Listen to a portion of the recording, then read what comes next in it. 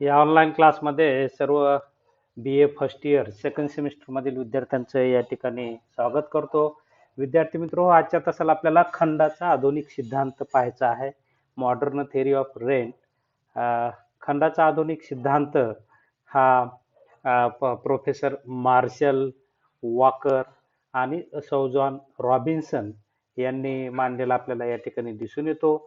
यापूर्वीच्या तासाला आपण रिकार्डोचा खंडाचा सिद्धांत पाहितला होता, की ज्यामध्ये त्यांनी दीर्घकाळावर आधारित पूर्ण स्पर्धा, त्यानंतर जमिनीचा लागवडीचा क्रम आपण पाहतो की सुपीकतेकडून नापिकतेकडे, किंवा मग मालथसचा लोकसंख्येचा सिद्धांतावर आधारित अशा प्रकारचा सिद्धांत त्यांनी मांडला की जी भूमी आहे तिच्यामध्ये जे नैसर्गिक आणि उपजत गुणधर्म असतात आणि या गुणधर्मामुळे जमीन मालकाला जे अधिक किंवा जास्तीचं उत्पादन होतं, त्यामुळे ते जास्तीचं उत्पादन म्हणजेच त्यांना मिळणारा खंड, अशा प्रकारची खंडाची व्याख्या त्यांनी केली होती. आणि खंड फक्त जमिनीलाच मिळतो किंवा भूमीलाच मिळतो अशा प्रकारे त्यांनी भूमिका रिकार्डो यांनी भूमिका आपल्या सिद्धांतात मांडली होती. परंतु आधुनिक अर्थशास्त्रज्ञांनी रिकार्डोची ही भूमिका दीर्घकाळाऐवजी अल्पकाळ आणि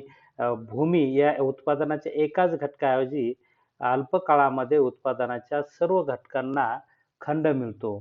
त्याचं मुख्य कारण म्हणजे त्यांच्या दुर्मिळतेमुळे खंडाची निर्मिती होत असते.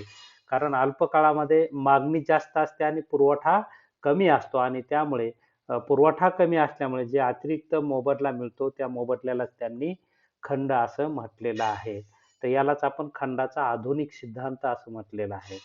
खंडाचा आधुनिक सिद्धांत काय म्हणतो की उत्पादनाच्या घटकांना, मग त्यामध्ये भूमी, श्रम, भांडवल आणि संयोजक, अल्पकाळामध्ये यांचा पुरवठा मर्यादित असल्यामुळे पुरवठ्याच्या दुर्मिळतेतून यांना जे आधिक्य मिळतं किंवा जो लाभ होतो, जेव्हा एक्स्ट्रा मोबदला मिळतो, त्याला त्यांनी खंड असं म्हटलेलं आहे. जे की रिकार्डोने म्हटलं होतं की खंड केवळ दीर्घकाळात आणि भूमीलाच मिळतो. तर भूमीला मिळत नसून, म्हणजे भूमीमध्ये गुणभिन्नता आहे म्हणून खंड मिळतो, हे रिकार्डोची भूमिका होती. परंतु आधुनिक अर्थशास्त्रज्ञ म्हणतात की दुर्मिळतेमुळे खंडाची निर्मिती होते आणि दुर्मिळता ही उत्पादनाच्या इतर घटकांमध्ये देखील आपल्याला अल्प काळात निर्माण होऊन या ठिकाणी त्यांना देखील खंड मिळत असतो. तर अशा प्रकारची भूमिका आधुनिक अर्थशास्त्रज्ञांनी यामध्ये विशेषतः मार्शल वॉकर आणि सौर जॉन रॉबिन्सन यांनी मांडलेली आपल्याला या ठिकाणी दिसून येते.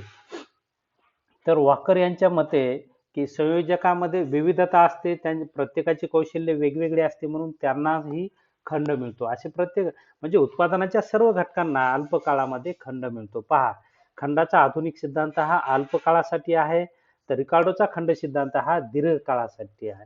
रिकार्डोच्या खंड सिद्धांतात जमिनीत गुणभिन्नता असते म्हणून फक्त केवळ आणि केवळ भूमीलाच खंड मिळतो, अशा प्रकारची भूमिका त्यांनी मांडली होती. परंतु आधुनिक अर्थशास्त्रज्ञ म्हणतात की खंड हा केवळ जमिनीला मिळत नसून अल्पकाळामध्ये त्यांच्या पुरवठ्याच्या दुर्मिळतेतून जो त्यांना एक्स्ट्रा मोबदला भेटतो, त्या मोबदल्याला त्यांनी खंड असं म्हटलेलं आहे. मग पुरवठ्यात जो उत्पादन घटकाच्या पुरवठ्यात दुर्मिळता मग जशी भूमीमध्ये येते, तशीच श्रमामध्ये असते, तशीच भांडवलामध्ये येते आणि तशीच संयोजकामध्येही असते. आणि आपण पाहतो की हे सगळे घटक हे यांमध्ये गुणभिन्नता असते आणि त्यांच्यामध्ये देखील गुणभिन्नता असते, त्यांच्यामध्ये देखील कौशल्यात फरक असतो. आणि त्यामुळे आपण पाहतो की प्रत्येकाचा निर्णय या ठिकाणी वेगवेगळा असतो आणि कौशल्य वेगवेगळं असतं आणि मानसिक विकासही वेगवेगळा झालेला असतो किंवा धाडसी प्रवृत्ती वेगवेगळी असते, आणि त्यामुळे काहींना या ठिकाणी लाभ झालेला आपल्याला दिसून येतो. आणि म्हणून पुरवठा हा अल्पकाळामध्ये पुरवठ्यात दुर्मिळता निर्माण होऊन दुर्मिळतेमुळे खंडाची निर्मिती होते, अशा प्रकारची भूमिका आधुनिक अर्थशास्त्रज्ञांनी मांडलेली आपल्याला दिसून येते.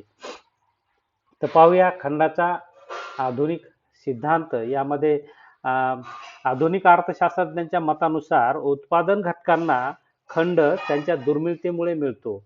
उत्पादन घटकांची मागणी अधिक असेल व पुरवठा कमी असेल तर त्या घटकाच्या दुर्मिळतेमुळेच, म्हणजे कमी पुरवठ्यामुळे खंड निर्माण होतो, असं या ठिकाणी आधुनिक अर्थशास्त्रज्ञ म्हणतात. म्हणजे उत्पादनाच्या सर्व घटकांना अल्प काळामध्ये त्यांच्या दुर्मिळतेमुळे खंडाची निर्मिती होत असते. दुर्मिळता म्हणजे मागणी जास्त, पुरवठा कमी. पुरवठा कमी म्हणजे दुर्मिळता, आणि या दुर्मिळतेतून त्यांना जे आधिक्य प्राप्त होतं किंवा एक्स्ट्रा मोबदला मिळतो, तो त्या एक्स्ट्रा मोबदल्याला त्यांनी या ठिकाणी खंड असं म्हटलेलं आहे. डॉक्टर मार्शल यांची व्याख्या या ठिकाणी आपल्याला पाहायची आहे. त्यांच्या मते खंड केवळ भूमीलाच मिळतो असे मानणे योग्य नाही. कारण अल्प काळात भूमी व्यतिरिक्त इतर उत्पादन घटकांमध्ये मर्यादितता हा गुण आढळतो. अशा परिस्थितीत ज्यावेळी एका ठराविक काळात एखाद्या उत्पादन घटकाचा पुरवठा मर्यादित असेल आणि तो पुरवठा मानवी प्रयत्नाआधारे वाढविता येत नसेल, तर त्या साधनांपासून मिळणाऱ्या उत्पन्नास नफ्याऐवजी खंड मानणे अधिक उपयुक्त ठरते. म्हणजे अल्प काळामध्ये जर उत्पादनाच्या घटकांना, मग भूमीबरोबरच श्रम असेल, भांडवल असेल, संयोजक असेल, यांच्यामध्ये जर मागणी जास्त आली आणि पुरवठा कमी असेल, तर त्यांना जे आधिक्य जास्तीचं वेतन मिळतं किंवा जो मोबदला मिळतो, त्या मोबदल्यालाच त्यांनी खंड असं म्हटलेलं आहे. आणि अशा प्रकारच्या या खंडाची निर्मिती दुर्मिळतेमधून निर्माण होते असं त्यांनी म्हटलेलं आहे. यासाठी मार्शल यांनी एक उदाहरण दिलेलं आहे.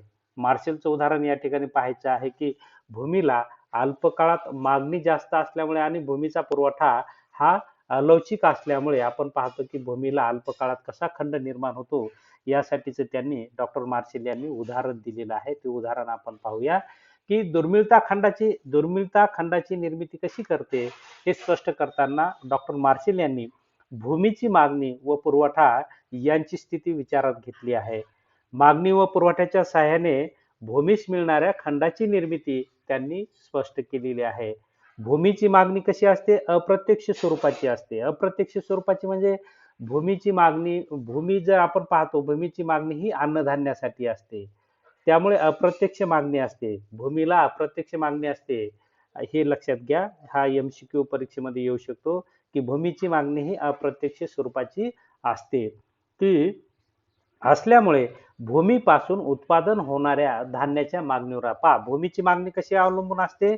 अन्नधान्यावर अवलंबून असते. ती अप्रत्यक्ष असते आणि ती अन्नधान्यावर अवलंबून असते. त्यामुळे भूमीचा मागणी वक्र डावीकडून उजवीकडे खाली घसरत येणारा असतो. मागणीच्या वक्राप्रमाणे असतो. पहा, भूमीची मागणी आणि ही अन्नधान्यावर अवलंबून असते. अन्नधान्याची मागणी वाढली तर आपण पाहतो की या ठिकाणी तशा प्रकारे अल्प काळामध्ये पुरवठा कमी असतो आणि पुरवठा कमी असल्यामुळे आणि मागणी जास्त असल्यामुळे या ठिकाणी आपण पाहतो की जे आधिक्य मिळतं भूमीला, आणि त्यामुळे त्या आधिक्याला त्यांनी खंड असं म्हटलेलं आहे. की भूमीची मागणी अप्रत्यक्ष स्वरूपाची असल्यामुळे भूमीपासून उत्पादित होणाऱ्या धान्याच्या मागणीवर ती असते. त्यामुळे भूमीचा मागणी वक्र डावीकडून उजवीकडे वरून खाली येणारा असतो. तर अशा प्रकारे आपण पाहतो की त्यामुळे भूमीचा पुरवठा वक्र हा संपूर्ण अर्थव्यवस्थेसाठी मर्यादित असतो आणि म्हणून तो अलौकिक असतो. पहा, भूमीचा पुरवठा वक्र कसा असतो? अलौकिक असतो, म्हणून तो OY अक्षाला समांतर असतो किंवा OX अक्षावर लंबकार असतो. भूमीचा पुरवठा वक्र हा मर्यादित किंवा अलौकिक असतो. तो OY अक्षाशी समांतर असतो. तर भूमीचा मागणी वक्र हा ऋण आकाराचा असतो, मागणीच्या वक्राप्रमाणे असतो, म्हणून तो वरून खाली डावीकडून उजवीकडे येणारा असतो. आलं लक्षात? भूमीची आपण पाहतो की या ठिकाणी भूमीचा मागणी वक्र हा ऋण आकाराचा असतो, तर भूमीचा पुरवठा वक्र हा या ठिकाणी OX अक्षाशी समांतर असतो किंवा भूमीचा पुरवठा हा अलौकिक असतो किंवा OX अक्षावर लंबकार असतो. हे आपल्याला खालील आकृतीवरून पाहता येईल. तर ही आकृती मार्शल यांनी दर्शवलेली आहे की अल्प काळामध्ये भूमीला पुरवठा या ठिकाणी खंड कसा मिळतो, तर हे या आकृतीमध्ये त्यांनी विश्लेषण केलेलं आहे की OX अक्षावर भूमीची मागणी आणि पुरवठा घेतलेला आहे, तर OX अक्षावर भूमीची मागणी व पुरवठा घेतलेला आहे, तर OY अक्षावर या ठिकाणी खंड घेतलेला आहे किंवा तिचा मोबदला या ठिकाणी घेतलेला आहे. हे जे 3 ऋण आकाराचे मागणी वक्र दिसतात ते भूमीचे मागणी वक्र आहेत. म1 म1 आणि म2 हा भूमीचा मागणी वक्र आहे, जो की ऋण आकाराचा असलेला आपल्याला या ठिकाणी दिसून येतो. त्यानंतर उभी जी रेषा आहे मागणी वक्राला छेदून OX अक्षाला स्पर्श करून वरी जाणारी जी रेषा आहे प ही रेषा ही भूमीचा पुरवठा वक्र आहे. पुरवठा वक्राची रेषा ही आपण पाहतो की OX अक्षावर लंबकार आहे, तो OY अक्षालाही समांतर असलेला आपल्याला हा वक्र दिसून येतो. हा भूमीचा पुरवठा वक्र आहे. कारण भूमीचा पुरवठा कसा असतो? अलवचिक असतो. तो वाढवता येत नाही आणि त्यामुळे मागणीत बदल होत असतो आपल्याला या ठिकाणी दिसून येतो आणि मागणीत बदल हा ऋण आकाराचा असतो. त्यामुळे मागणीचा वक्र हा भूमीचा मागणीचा वक्र हा ऋण असलेला आपल्याला या ठिकाणी दिसून येतो. तर याद्वारे आपल्याला भूमीला अल्पकाळात खंड कसा मिळतो हे आपल्याला सांगायचं आहे, पाहता येतं. पहा की जे मागणी वक्र आणि पुरवठा वक्राचं ज्या ठिकाणी संतुलन होतं, त्या ठिकाणी आपण पाहतो की मागणी आणि पुरवठा या ठिकाणी एकत्रित येत असतात. हे संतुलन बिंदू प, स1 आणि स अशा प्रकारचे दिसून येतात. सुरुवातीची अवस्था आपण या ठिकाणी पाहूया की समजा प बिंदूच्या ठिकाणी जमिनीला मागणी आहे आणि जमिनीचा पुरवठा प बिंदूच्या ठिकाणी कसा आहे? शून्य असलेला आपल्याला या ठिकाणी दिसून येतो, की म्हणजे प बिंदूच्या ठिकाणी पुरवठा हा कमी असतो. समजा आता त्यामुळे मागणी जास्त असते आणि त्यामुळे भूमीची मागणी वाढली.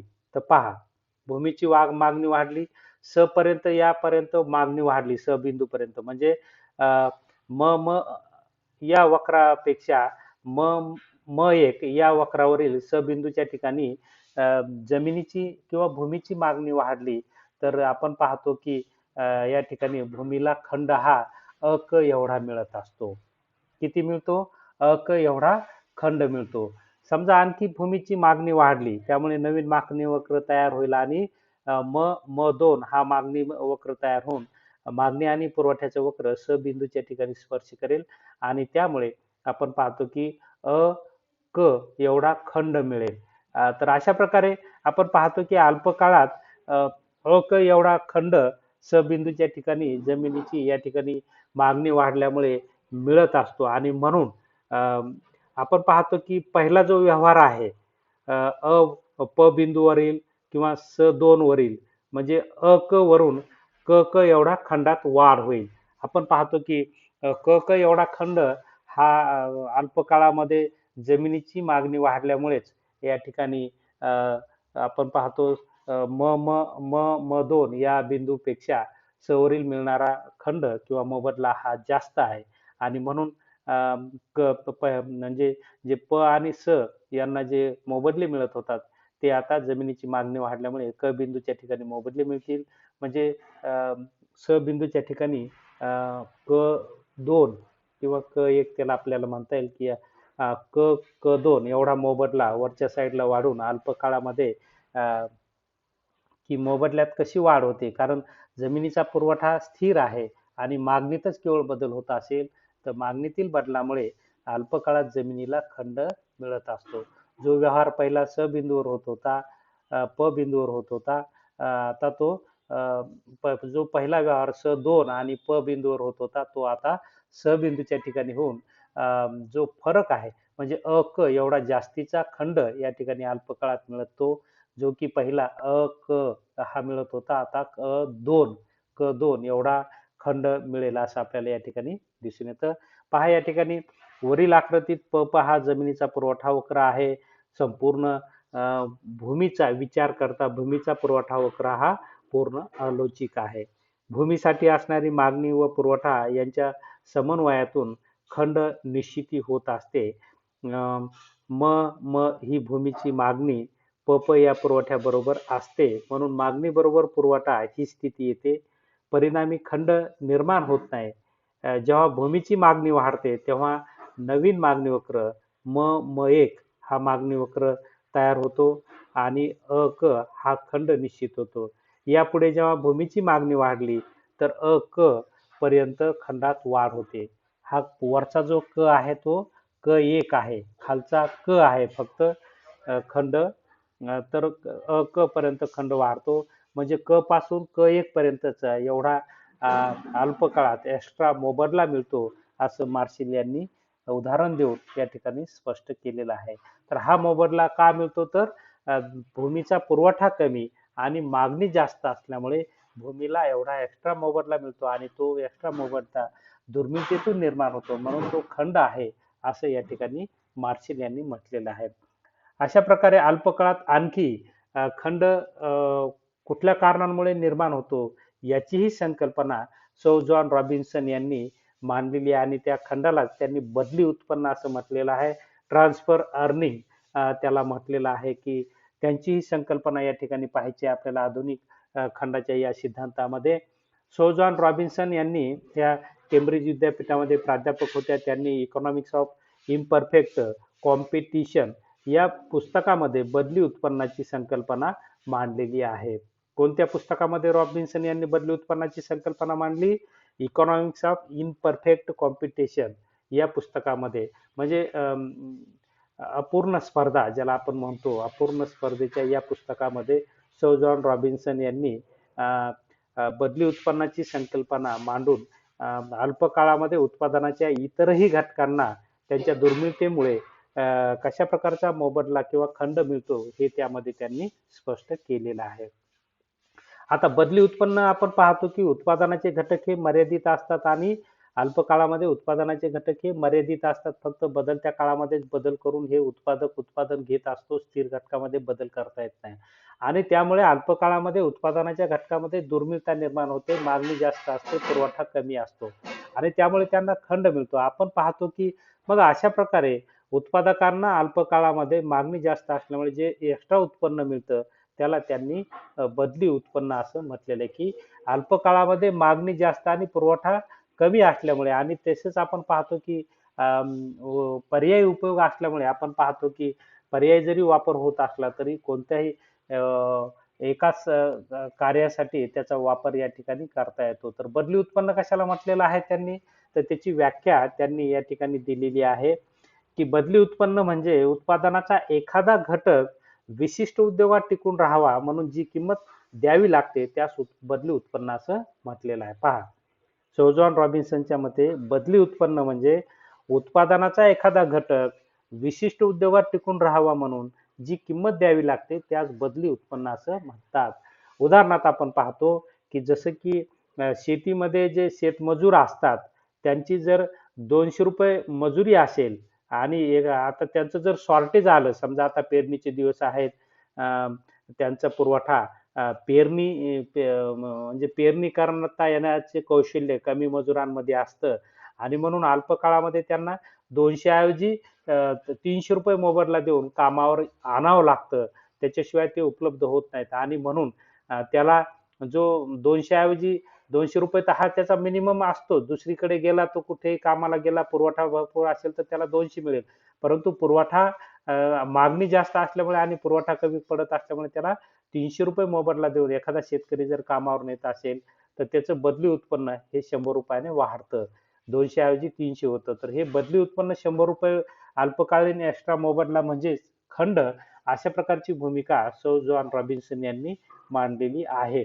त्यासाठी त्यांनी कंपनीमधील कामगाराचं उदाहरण दिलेलं आहे, की समजा एखाद्या कामगाराला कंपनीमध्ये महिना ₹1000 पगार मिळतो. तर दुसऱ्या कंपनीमध्ये त्याच कामगारांना ₹800 महिना मिळत असेल, तर त्या कामगारास किमान ₹800 मिळणे आवश्यक असतील, तरच तो यापेक्षा कमी पगारावर इतर ठिकाणी काम करण्यास तयार होणार नाही.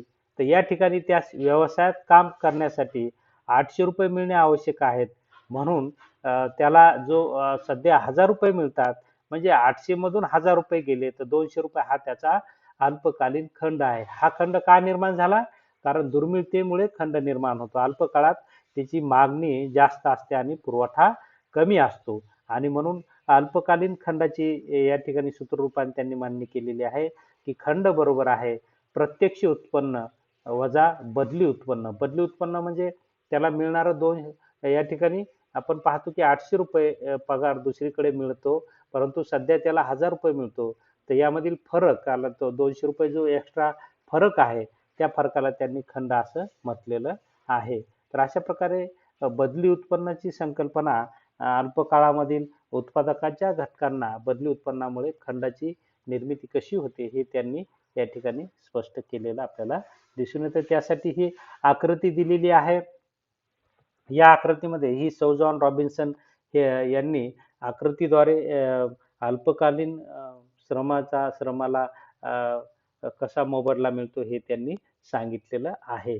की OX अक्षावर श्रमाची मागणी आणि पुरवठा घेतलेला आहे, तर OY अक्षावर उत्पन्न श्रमाला मिळणारा मोबदला किंवा खंड या ठिकाणी घेतलेला आहे. हा श्रमाचा मागणी वक्र आहे, तर प हा पुरवठा वक्र असलेला आपल्याला दिसून येतो. की आपण पाहतो की कुठल्याही मजुराचं वेतन हे निश्चित मिनिमम वेजेस हे ठरलेलं असतं. जसे की आपण पाहतो की इथे मिनिमम वेजेस हे ठरलेलं असतं आणि त्याच्या कमी मोबदल्याला कुठलाही श्रमिक हा कामाला येत नाही. म्हणून जो ओळा अक्षावर फ बिंदू आहे हा मिनिमम वेजेस दाखवणारा आहे. की सुरुवातीला आपण पाहतो की फ बिंदूच्या ठिकाणी हे म्हणजे वेतनाला फ बिंदूच्या ठिकाणी जो आपण पाहतो की या ठिकाणी फ बिंदूच्या ठिकाणी श्रमिकांचा पुरवठा हा 0 असतो. कारण या ठिकाणी तेवढ्या मोबदल्यावर श्रमिकाला कामाला यायला परवडत नाही. म्हणून उत्पादक काय करतात, प बिंदूपर्यंत त्यांचा मोबदला वाढवतात, फ वरून प पर्यंत मोबदला वाढतात. म्हणून काय होतं, त्यांचा पुरवठा किती वाढतो, क पर्यंत वाढतो. पहा OX अक्षावर क बिंदू आहे, क एवढा पुरवठा वाढतो, प एवढ्या मोबदल्याला, फ या मोबदल्याला श्रमाचा पुरवठा वाढत नाही. कारण तेवढं कमी उत्पन्न त्यांना मोबदला घेणं त्यांना परवडत नाही. म्हणून त्याला श्रमाचा पुरवठा हा 0 असतो. आणि म्हणून श्रमिक जर कमी वेतनावर काम करायला येत नसतील तर पुन्हा त्यांचं वेतन वाढवावं लागतं. उत्पादक काय करतो, फ वरून प बिंदूपर्यंत वेतन वाढतो आणि त्याचा परिणाम पुरवठा क पर्यंत वाढतो. आणि आणखीन आपण पाहतो की त्याची मागणी वक्र ग पर्यंत आहे पुढे, म्हणजे मागणी जास्त आहे, पुरवठा कमी आहे, म्हणजे या ठिकाणी दुर्मिळता आहे. आणि म्हणून आणखी पुन्हा श्रमाला मागणी आल्यामुळे काय करावं लागतं की त्याचा मोबदला वाढवावा लागतो. प वरून घ बिंदूपर्यंत OY अक्षावर मोबदला वाढवलेला आपल्याला दिसून येतो आणि त्याचा परिणाम म्हणून ख एवढा श्रमाचा पुरवठा वाढतो. क वरून ख पर्यंत श्रमाचा पुन्हा पुरवठा वाढतो. म्हणजे या ठिकाणी आपल्याला असं लक्षात येईल की अशा प्रकारे पुरवठा कमी आणि मागणी जास्त, कारण मागणी वक्र पुढील दिशेला आहे, पुरवठा वक्र ग बिंदूच्या अलीकडे आपण पाहतो की श्रमाचा पुरवठा कमी आहे, ग बिंदूच्या पुढे श्रमाचा पुरवठा वाढतो. तो आणि परंतु तिथपर्यंत ग बिंदूपर्यंत मागणी जास्त असते आणि पुरवठा कमी असतो आणि त्याचा परिणाम श्रमाला मागणी जास्त आल्यामुळे फ वरून प पर्यंत मोबदला वाढतो आणि प वरून घ पर्यंत पुन्हा मोबदला वाढतो आणि त्याचा परिणाम या ठिकाणी श्रमाचा देखील पुरवठा वाढतो. क वरून ख पर्यंत पुरवठा वाढत असतो आणि अशा प्रकारे अल्प काळात जो प वरून घ पर्यंत मोबदला वाढतो, या मोबदल्याला त्यांनी खंड असं म्हटलेलं आहे. कारण जो प बिंदूवर मोबदला मिळत होता तो आता ख पर्यंत वाढलेला आहे. क एवढ्या श्रमिकांना आपण पाहतो की आता जो सुरुवातीला प पर्यंत मोबदला मिळत होता तो आता घ पर्यंत मोबदला मिळेल आणि त्यामुळे हा जो प आणि घ मधला जो वाढीव मोबदला आहे तो त्यांच्या दुर्मिळतेमुळे किंवा त्यांचा पुरवठा कमी असल्यामुळे या ठिकाणी मिळत असतो असं आपल्याला दिसून येतं. आणि नंतर आपण पाहतो की ग बिंदूच्या ठिकाणी मागणी आणि पुरवठा समतोल निर्माण होऊन हा अल्पकालीन जो खंड निर्माण होतो तो दीर्घकाळात मिळत नाही असं या ठिकाणी म्हटलेलं आहे. तर अशा प्रकारे अल्प काळात बदली उत्पन्न कसं मिळतं हे त्यांनी दाखवलेलं आहे. की जे की प बिंदूच्या ठिकाणी आपण पाहतो की मोबदला जो मिळत होता तो आता वाढून घ बिंदूपर्यंत सर्वांनाच या ठिकाणी मोबदला मिळतो आहे आणि त्यामुळे मोबदल्यात वाढ झाली आणि ही वाढ त्याच्या दुर्मिळतेमुळे होते असं या ठिकाणी सौ जॉन रॉबिन्सन यांनी म्हटलेलं आहे. तर ही वाढ फ ते घ पर्यंत पहा, फ ते घ या वाढीस किंवा मजुरीस खंड म्हणता येईल. अशा प्रकारे फ, घ आणि ग हा एकूण खंड अल्पकाळात निर्माण होतो. पहा, हा फ बिंदू, हा ग बिंदू आणि हा घ बिंदू, हा एवढा जो बॉक्स आहे तो अल्पकाळातील खंड या ठिकाणी आहे, असं सौ जॉन रॉबिन्सन म्हणतात. तर अशा प्रकारे सौ जॉन रॉबिन्सन यांनी खंडाची संकल्पना बदली उत्पन्नाच्या सहाय्याने मांडून आकृतीच्या द्वारे त्याचं स्पष्टीकरण या ठिकाणी केलेलं आहे. आणि अशा प्रकारे अल्पकाळामध्ये उत्पादनाच्या सर्व घटकांना भूमी, श्रम, भांडवल आणि संयोजक त्यांचा पुरवठा मर्यादित असल्यामुळे आणि मागणी जास्त असल्यामुळे अ, त्यातून दुर्मिळता निर्माण होते आणि या दुर्मिळतेमुळेच त्यांना खंड निर्माण होतो. कारण आपण पाहतो की त्यांचं असं मत आहे की केवळ गुणभिन्नता असते म्हणून खंड निर्माण होत नाही, तर दुर्मिळतेमुळे खंड निर्माण होतो. अशा प्रकारची भूमिका त्यांनी मांडली आणि अशा प्रकारे त्यांनी आधुनिक खंडाचा सिद्धांत या ठिकाणी मांडलेला आहे.